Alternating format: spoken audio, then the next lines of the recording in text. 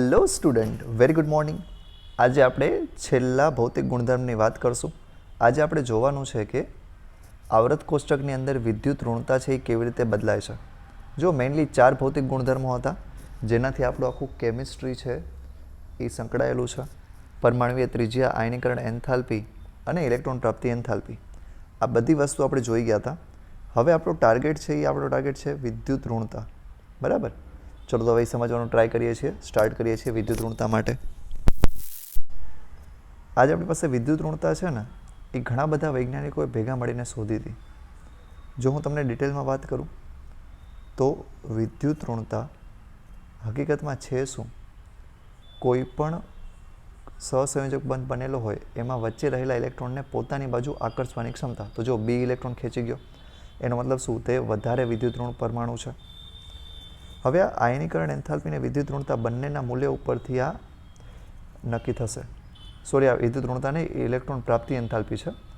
એક જ મિનિટ છોકરાઓ, વળી પાછી પ્રિન્ટિંગ એરર છે. આ જે બીજા મૂલ્યો લખેલા છે ને એ શેના છે? ઇલેક્ટ્રોન પ્રાપ્તિ એન્થાલ્પી. એ છે ઇલેક્ટ્રોન પ્રાપ્તિ એન્થાલ્પી. સમજી ગયા ને? અવોઇડ કરજો આને. તો કહેવાનો મતલબ આયનીકરણ એન્થાલ્પી અને ઇલેક્ટ્રોન પ્રાપ્તિ એન્થાલ્પી આ બંનેની મદદથી એલ પૌલી નામના ભાઈ સાહેબે આપણને શોધીને આપ્યું હતું કે વિદ્યુત ઋણતા કેવી રીતે ગણી શકાશે, વિદ્યુત ઋણતાનો ઉપયોગ શું છે. આ બધું આજે આપણે સમજવાના છીએ. હવે જો જે વધારે વિદ્યુત ઋણ પદાર્થ હશે, મોર ઇલેક્ટ્રોનેગેટિવ એટલે કે વધારે વિદ્યુત ઋણ પદાર્થ, એ ઇલેક્ટ્રોનને પોતાની બાજુ ખેંચશે ને એના ઉપર માઇનસ ડેલ્ટા ચાર્જ મૂકશું. જેની પાસેથી ઇલેક્ટ્રોન દૂર થાય એના ઉપર પ્લસ ડેલ્ટા. હવે આ ગણવા માટે પૌલીનો સ્કેલ આવે છે, મૂલિકન જેફર સ્કેલ આવે છે અને એલરેડ રોચકો સ્કેલ આવે છે. આપણે પૌલીનો સ્કેલ છે એ જ સમજશું. પૌલીનો જે સ્કેલ છે, પૌલી નામના વૈજ્ઞાનિકે જે આપ્યો હતો માપક્રમ, એલ પૌલીએ, એમણે શું દેખાડ્યું હતું તમને? એમણે ઇલેક્ટ્રોન પ્રાપ્તિ એન્થાલ્પી અને આયનીકરણ એન્થાલ્પી ઉપરથી નક્કી કર્યું કે ફ્લોરિનની જે વિદ્યુત ઋણતા છે એ 4 છે. પછી ઓક્સિજન, નાઇટ્રોજન, કાર્બન એ બાજાની ઘટતી જાય છે. સૌથી વધારે વિદ્યુત ઋણ પદાર્થ હોય તો એ ફ્લોરિન છે, 4 વિદ્યુત ઋણતા વડે. જો હું તમને યાદ રાખવાની પદ્ધતિ સમજાવું. જો લિથિયમ માટે એક યાદ રાખી લો, કાં ફ્લોરિન માટે 4 ધ્યાન રાખી લો. મને લિથિયમ માટે એક યાદ છે ને તમે પણ એમ જ યાદ રાખજો, સરખું પડશે. પછી તો કહેશે કે બેરિલિયમની યાદ રાખવાની. સૌથી પહેલાં તમે લિથિયમની યાદ રાખશો એક. પછી તમારે શું કરવાનું છે? અડધો ઉમેરતા જશો. લિથિયમમાં અડધો ઉમેરી દો, તમને મળશે બેરિલિયમ. બેરિલિયમમાં અડધો મૂકી દો, બોરોન. બોરોનમાં અડધો મૂકી દો, કાર્બન, નાઇટ્રોજન, ઓક્સિજન ને એવી રીતે. તો જ્યારે તમે અડધો સંખ્યા ઉમેરતા જાઓ છો, અડધી સંખ્યા ઉમેરશો તો તમને 1થી કરીને 4 સુધીના બધા જ વિદ્યુત ઋણતાના મૂલ્યો મળી જશે. ચલો હવે ધ્યાન રાખશું આપણે. માની લો કે સહસંયોજક બંધ બનેલો છે અને એકની વિદ્યુત ઋણતા વધારે છે, બીની 3 જેટલી. તો એ ઇલેક્ટ્રોનને પોતાની બાજુ ખેંચશે. એની કેટલી છે? 1.5. બીની છે 3. વિદ્યુત ઋણતા વધારે એટલે ઇલેક્ટ્રોનને ખેંચવાની ક્ષમતા વધારે. બી છે ઇલેક્ટ્રોનને ખેંચી જશે, એ પાસે ઇલેક્ટ્રોન નહીં રહે. ઉદાહરણ તરીકે ઓક્સિજન ને હાઇડ્રોજનની વાત કરું તો ઓક્સિજનની વિદ્યુત ઋણતા છે 3.5, મતલબ એની વધારે છે. હાઇડ્રોજનની છે 2.1, મતલબ ઓછી છે. તો ઓક્સિજન ભાઈ સાહેબ ઇલેક્ટ્રોનને પોતાની બાજુમાં ખેંચી લેશે. જોયું તમે ધ્યાનથી? આ બંને ઇલેક્ટ્રોન છે જો ઓક્સિજનની નજીક આવી ગયા. પહેલાં એ બંને દૂર હતા, એવું લાગે તો રિવાઇન્ડ કરીને જોઈ લો. એટલે હવે હાઇડ્રોજન ઉપર આવશે પ્લસ ડેલ્ટા અને ઓક્સિજન ઉપર આવશે -2 ડેલ્ટા. એકચ્યુઅલમાં ત્યાં આગળ -2 ડેલ્ટા હોવું જોઈએ. અને વિદ્યુત ઋણતા દેખાડવાની કે દર્શાવવાની જે પદ્ધતિ છે એ આપણે તમને સમજાવી ત્યાં આગળ. હવે જો આવર્ત કોષ્ટકમાં સૌથી વધારે મહત્ત્વ છે. આવર્ત કોષ્ટકમાં જો તમે ડાબીથી જમણી બાજુ જાઓ તો વિદ્યુત ઋણતા સતત વધશે. સૌથી વધારે કોની છે ભાઈ? ફ્લોરિનની સૌથી વધારે છે. વાત સમજાણી? ચલો ડાબીથી જમણી બાજુ જોઈ લીધું. કારણ શું છે? અસરકારક કેન્દ્રીય વીજભાર વધે છે. કેન્દ્રીય વીજભાર વધતો હોવાથી વિદ્યુત ઋણતા છે એ વધતી જશે. જો હું વાત કરું બીજી લાઇનની, સોડિયમથી કરીને આર્ગન સુધીની, તો જો એ બધાના મૂલ્ય લખેલા છે. આવર્ત કોષ્ટકમાં જે વચ્ચેના તત્વો છે એમની જુઓ તો મોડરેટ છે. નીચે આવતા તમારી પાસે પાછી ઘટતી જાય છે. તો ઉપરથી નીચે જાઓ તો ખબર શું પડી ગઈ? વિદ્યુત ઋણતા ઘટે છે. ડાબીથી જમણી બાજુ વધશે, ઉપરથી નીચે આવતા ઘટશે. જો હું વાત કરું તમને સોડિયમવાળી લાઇનની તો એની વિદ્યુત ઋણતા દેખાડી છે. અથવા તો હું તમને કહું હેલોજન સમૂહની, તો એ બધાની 0 છે. કારણ શું? અષ્ટક પહેલાંથી પૂર્ણ છે. ઓક્ટેટ કમ્પ્લીટ છે, અષ્ટક પૂર્ણ છે, તો કંઈ જરૂર જ નથી. અધાતુની વિદ્યુત ઋણતા વધારે છે, મતલબ શું? ઇલેક્ટ્રોન પ્રત્યે આકર્ષણ ધરાવે છે. ડાબીથી જમણી બાજુ હમણાં જ આપણે જોયું હતું કે વધે છે, અને જમણી બાજુ કોણ આવે છે? અધાતુ. કહેવાનો મતલબ અધાત્વીય ગુણધર્મ પણ વધે છે. ડાબીથી જમણી બાજુ આવશો એટલે અધાત્વીય ગુણધર્મ વધતો જશે. ઉપરથી નીચે આવતા તમને ગુણધર્મ ઘટતો જોવા મળે છે. હવે જો પહેલી લાઇનના બ્રાયતમ કક્ષાના ઇલેક્ટ્રોનની રચના જુઓ તો NS1 આવશે. આપણે હમણાં જ આવૃત કોષ્ટકની ઇલેક્ટ્રોનની રચના સમજ્યા હતા. NS1નો મતલબ શું? બ્રાયતમ કક્ષામાં ખાલી એક ઇલેક્ટ્રોન છે, બરાબર. એટલા માટે શું કરશે? ઇલેક્ટ્રોન મુક્ત કરવાની ભાવના રાખશે. ઇલેક્ટ્રોન મેળવવાની તો વાત જ નથી, ઇલેક્ટ્રોન મુક્ત કરવા માંગે છે, અને એટલા માટે જેમનો ઓક્સિડેશન આંક 1 આવશે. હવે આપણે શું સમજીએ છીએ? ઓક્સિડેશન આંકવાળો કન્સેપ્ટ જોશું.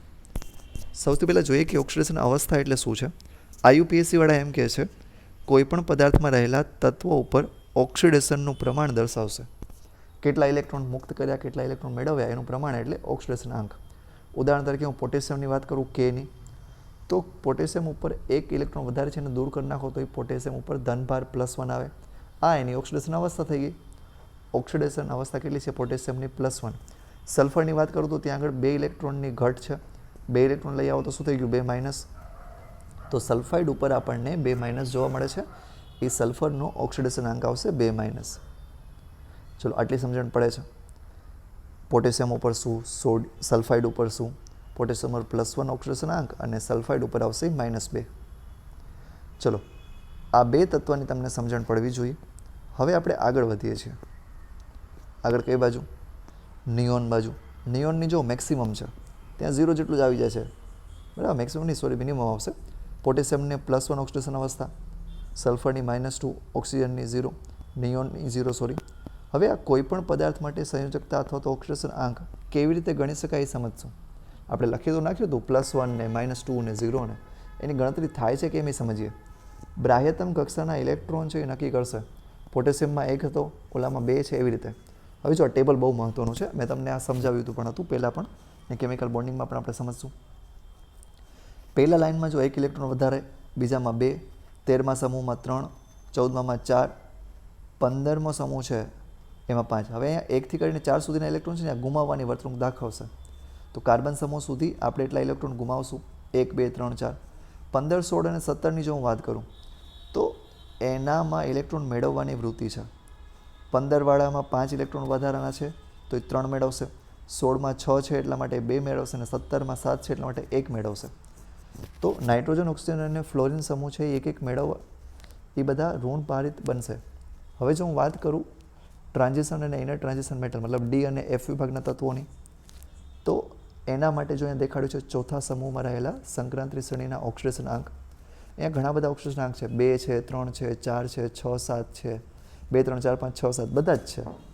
આટલા બધા કેમ છે, શું છે, એ બધું સમજશું પછી આપણે જ્યારે D અને F વિભાગ ભણશું ત્યારે. અત્યારે એટલું રાખું, ઘણી બધી વસ્તુ છે. હવે જો કોઈ પણ પદાર્થ બને છે પાણી, તો એમાં તમને ખબર પડવી જોઈએ કે હાઇડ્રોજનનો છે એ +2 વીજભાર છે. એકનો +1 ને બીજાનો પણ +1, એટલા માટે +2, અને ઓક્સિજનનો -2 હતો. હું જો મેગ્નેશિયમની વાત કરું અહીંયા આગળથી, S વિભાગમાંથી મેગ્નેશિયમ લઈ લઉં છું, એનો વીજભાર આવશે +2 જેટલો, કેમ કે ઉપર સમૂહનો નંબર છે 2 છે, તો આપણને ખબર પડે કે 2 છે. ઓક્સિજનની વાત કરું તો એનામાં -2 વીજભાર આવશે. તો જો બંને ભેગા મળશે તો બંને એક વખત જ જોઈએ. MgO બનશે જે મેગ્નેશિયમનો ઓક્સાઇડ, એ મેગ્નેશિયમ પણ એક વખત, ઓક્સિજન પણ એક વખત. આ તમે 10મામાં પ્રેક્ટિકલ કર્યા હશે, 10મા ધોરણની રિએક્શન છે, એટલે આપણે ડિટેલમાં અત્યારે વાત નથી કરતા. એક મેગ્નેશિયમ, એક ઓક્સિજન ભેગા મળી જશે, મેગ્નેશિયમ ઓક્સાઇડ બનાવશે. ઉદાહરણ તરીકે જુઓ, સમજવું હોય તો મેગ્નેશિયમને તમે જેવી ઉર્જા આપો એ 2 ઇલેક્ટ્રોન પોતાના મુક્ત કરશે, અને મેગ્નેશિયમના જે 2 ઇલેક્ટ્રોન મુક્ત થઈને ઓક્સિજનમાં જશે એના ઉપર ઋણ વીજભાર પહોંચાડી દેશે. તો મેગ્નેશિયમ નાનો થતો જશે, ઓક્સિજન છે એ ઋણ વીજભાર મેળવી અને મોટો થતો જાય છે. તો ઓક્સિજન +2, ઓક્સિજન -2 અને મેગ્નેશિયમ +2 બંને ભેગા મળીને તટસ્થ પરમાણુ MgO બનાવશે. મેગ્નેશિયમ ઓક્સાઇડ તટસ્થ આપણને મળે છે. આ વાત થઈ ગઈ મેગ્નેશિયમ ઓક્સાઇડની. હવે કાર્બન ડાયોક્સાઇડની વાત કરીએ, જે સહસંયોજક બંધ બનાવશે. એક કાર્બન 2 ઓક્સિજન સાથે જોડાઈ જાય છે અને ડબલ બંધથી જોડાય છે. અહીં આગળ આપણને કાર્બન ડાયોક્સાઇડ નિપજ તરીકે મળશે. જો સરખી રીતે જોવું હોય તો આવી રીતનું એનું બંધારણ આવશે. બંધ દેખાડવા હોય તો બબે બંધ બનશે.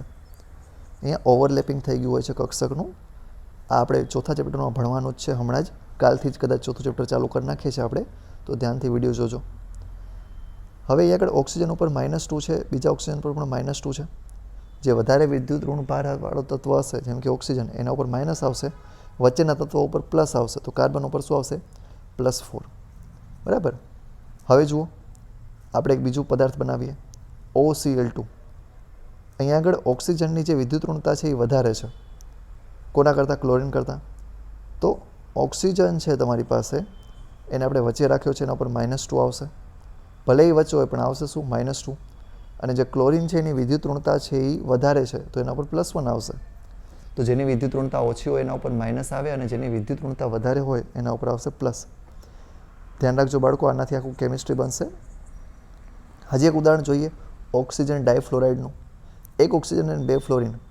એમાં ફ્લોરિનની વિદ્યુત ઋણતા વધારે છે, બરાબર, અને ઓક્સિજન છે એની વિદ્યુત ઋણતા ઓછી છે. ફ્લોરિનની કેટલી હોય? 4 જેટલી. ઓક્સિજનની કેટલી છે? 3.5 જેટલી. તો અહીંયા થશે શું? ફ્લોરિન ઉપર માઇનસ આવશે ને ઓક્સિજન ઉપર છે એ પ્લસ આવશે. તો કોના ઉપર પ્લસ મૂકવો, કોના ઉપર માઇનસ મૂકવો એ કોણ નક્કી કરે છે? વિદ્યુત ઋણતા નક્કી કરે છે. પડી સમજણ? ઓક્સિજન ઉપર જુઓ -1 મૂકી દીધા મેં, બંને ઉપર -1 અને સોરી ફ્લોરિન ઉપર -1 અને ઓક્સિજન ઉપર છે એ +2 આવશે. બરાબર. તો આખો પદાર્થ બનાવશો તમને આવી રીતે બની જશે. હવે જો આપણે વાત કરીએ આવૃત કોષ્ટકમાં, આ સૌથી મહત્વનું છે. જુઓ આને શ્વાસ ભરી ભરીને ગોખી નાખજો. થોડાક પોઈન્ટ છે આ આપણે રેડોક્સમાં પણ સમજશું, પણ અત્યારે ધ્યાન દો. જે પહેલો સમૂહ છે એના માટે હંમેશા +1 વીજભાર આવશે. જો હું વાત કરું આ લિથિયમવાળી લાઇનની, લિથિયમ, સોડિયમ, પોટેશિયમ કોઈ પણ હોય એના ઉપર હંમેશા +1 વીજભાર. બીજી લાઇન ઉપર હંમેશા +2. આમાં ગમે એ થઈ જાય, ચાંદ તારા બધા બદલાઈ જશે તો પણ આ એમનેમ રહેશે. પહેલી લાઇનમાં +1 વીજભાર, બીજીમાં +2. હાઇડ્રોજનમાં ઇન્ટરેસ્ટિંગ છે. જો મોટા ભાગે તમને +1 દેખાશે, હંમેશા ના આવવું છે મોટા ભાગે, પણ જો એ ધાતુ સાથે જોડાય છે, ઉદાહરણ તરીકે હું સોડિયમ સાથે જોડી નાખું, સોડિયમ હાઇડ્રેટ બને છે, તો સોડિયમ ઉપર +1 ને હાઇડ્રોજન ઉપર -1. તો ધાતુ સાથે જ્યારે હાઇડ્રેટ સંયોજન બનાવશે ત્યારે -1 આવશે. નેક્સ્ટ જુઓ, વાત આવે છે ઓક્સિજનની. ઓક્સિજન છે એ સામાન્ય રીતે -2માં હશે, પણ જો ફ્લોરિન સાથે હોય છે અથવા તો એ પેરોક્સાઇડ સ્વરૂપે હોય છે. કોની સાથે કીધું? કાં તો ફ્લોરાઇડ સાથે, એક જ મિનિટ, કાં તો એ ફ્લોરાઇડ સાથે અથવા તો પેરોક્સાઇડ સમૂહ સાથે હોય. ફ્લોરિન સાથે બનાવીએ પદાર્થ જુઓ, ઉદાહરણ તરીકે પદાર્થ છે O2F2. તેમાં ફ્લોરિન ઉપર -1 આવશે અને ઓક્સિજન ઉપર આવશે +1. હું પેરોક્સાઇડની વાત કરું એટલે કે ઓક્સિજન પોતાની સાથે જોડાયેલો હોય અને -1 હોય ત્યારે ઓક્સિજનની જે અવસ્થા છે એ -1 આવશે. બરાબર. આ આપણે તમે હાઇડ્રોજનમાં ભણી ગયા હશો. હાઇડ્રોજનમાં નહીં ભણ્યા તો હું તમને રેડોક્સમાં ભણાવી દઈશ. ચલો હવે આગળ જોઈએ છીએ. જે ફ્લોરિન છે એ હંમેશા -1 રહેશે અને જે ક્લોરિન છે એનું સામાન્ય રીતે -1 હોય, પણ ઓક્સિજન કે ફ્લોરિન સાથે તે +1માં પણ હોઈ શકે છે. ચલો બરાબર છે આટલી વસ્તુ. હવે જોઈએ આપણે બીજા સમૂહના તત્વો માટે, સોરી ત્રીજો આવૃત. મને હજી ચા નથી મળી એટલે આવું થાય છે, સોરી બેટા. પણ હવે જો એ બધાના પણ તમને ઓક્સિડેશન આંક આપી દીધા છે. એમાં +5 +6 સુધી જઈ શકે છે અને જે ઓક્સિડેશન આંક છે એ તમને બ્રેકેટમાં દેખાડ્યા છે. 3 અને 5 છે ફોસ્ફરસનો, સલ્ફરનો 2 અને 6, ક્લોરિનનો 1 અને 7. તો આગળ 5, 6, 7ની પણ વ્યવસ્થા છે એટલું આપણે સમજીએ છીએ, બીજું કાંઈ નહીં. તો આપણે S અને P વિભાગના તત્વો યાદ રાખવાના હતા, એમના ઓક્સિડેશન આંક યાદ રાખવાના હતા, એમની વિદ્યુત ઋણતા. હવે એમના સંયોજનો જુઓ. અહીંયા હાઇડ્રાઇડ અને ઓક્સાઇડના થોડાક સૂત્રો આપ્યા છે જે તમને અલગ અલગ ઓક્સિડેશન આંક દેખાડે છે. તો કોઈ છે 14મા સમૂહવાળા 4 સાથે જોડાય, 15મા વાળા 5 સાથે, 16મા વાળા 6 સાથે ને એવી રીતે. હવે આપણે વાત કરવાની છે બીજા સમૂહના થોડાક તત્વોનો અલગ ગુણધર્મ છે તે. આ સૌથી ઇમ્પોર્ટન્ટ પોઈન્ટ છે, સમજો. આના પ્રશ્નો હોય છે. બીજા આવૃતના તત્વો છે એ બીજા બધા કરતાં અલગ ગુણધર્મ દેખાડશે. જેમ કે લિથિયમ છે અને બેરિલિયમ છે એ બંને મેગ્નેશિયમ અને એલ્યુમિનિયમ જેવો ગુણધર્મ દેખાડશે. તો જે બીજા આવૃતના તત્વો છે એમની અસામાન્ય વર્તણૂક છે એ તમને ખબર હોવી જોઈએ. લિથિયમના ગુણધર્મો કોના જેવા હશે? આ તમારી પાસે કોવેલેન્ટ બોન્ડ બનાવે છે, નીચેના છે એ બધા આયનીય બંધ બનાવશે. એક વાત ખબર પડી ગઈ? લિથિયમ શું બનાવશે? સહસંયોજક બંધ બનાવશે, નીચેવાળા આયનિક. અને લિથિયમ છે એ મેગ્નેશિયમ જેવો ગુણધર્મ દેખાડશે. આ બંને વચ્ચે ઘણા બધા ગુણધર્મો સરખા છે. બહુ ઇમ્પોર્ટન્ટ છે, આ પોઈન્ટ વાંચજો ચોપડીમાંથી પણ. આ સૌથી છેલ્લો ટોપિક છે કદાચ ચોપડીનો. અને જે બેરિલિયમ છે એના ગુણધર્મ છે એલ્યુમિનિયમ સાથે સરખાવતા હશે. બંનેના સરખા ગુણધર્મો છે, જોઈ લેજો. કારણ સમજવાના છે સૌથી વધારે. આજે આવૃત કોષ્ટકમાં જે વિકર્ણ બને છે આને વિકર્ણ સંબંધ કહેવાય. વિકર્ણ સંબંધના કારણે ગુણધર્મો અલગ આવે છે અને વિકર્ણ સંબંધ હોવાના કારણો તમને ખાસ ખબર હોવી જોઈએ. બીજા આવૃતના તત્વોના ગુણધર્મો શું કરવા અલગ છે એ સમજાવું છું. જોજો, સૌથી પહેલું કારણ છે બધાનું કદ છે એ નાનું છે. બીજા આવૃતના તત્વો નાના છે. બીજું કારણ શું? ઊંચો વીજભાર અને ત્રિજ્યાનો ગુણોત્તર આવશે. વીજભારના છેદમાં તમે ત્રિજ્યા કરો તો એ જે સંખ્યા આવશે એ બહુ જ ઊંચી આવશે, બહુ મોટી આવશે. સૌથી છેલ્લું કારણ તત્વની ઊંચી વિદ્યુત ઋણતા. આ બધાની વિદ્યુત ઋણતા ઊંચી હોય છે. આ બધા કારણોસર તમને જોવા મળે છે. જો કદ આપણે કીધું કે નાનું છે, બેરિલિયમ બધાનું કદ નાનું હશે, ક્લોરિનની સાપેક્ષે બહુ મોટું ગુણધર્મ દેખાડે છે. એટલા માટે જ એ બે જણા સાથે જોડાઈ જતું હોય. વીજભાર અને ત્રિજ્યાનો ગુણોત્તર જોઈ લો, ઊંચી વિદ્યુત ઋણતા સમજો. આ દરેક પોઈન્ટના કારણે એમના ગુણધર્મો છે એ બાકી બધા કરતાં ખૂબ જ અલગ હોય છે. ફાઇન છોકરાઓ, અહીંયા સુધી રાખીએ છીએ. આ આપણો છેલ્લો ટોપિક પતે છે. અહીંયા આગળ અહીંયા આપણું આખું ત્રીજું ચેપ્ટર પતી ગયું છે. તમે સ્વાધ્યાય જોઈ લેજો. જે કાંઈ ન સમજાય એ પૂછજો. ફોન કરીને વોટ્સઅપમાં ગમે એમ પૂછી શકો છો. હું બધું તમને ફોન ઉપર પણ સમજાવી દઈશ, ટેક્સ્ટ મેસેજમાં કે વિડીયો કોલ કરીને પણ આપણે સમજી લેશું. ઇન શોર્ટ તમને સમજાવવું જોઈએ. હવે કાલથી આપણે ચાલુ કરીએ છીએ chapter number 4. Thank you so much. આજે આટલું રાખીએ છીએ, બાકી બધું કાલના લેક્ચરમાં.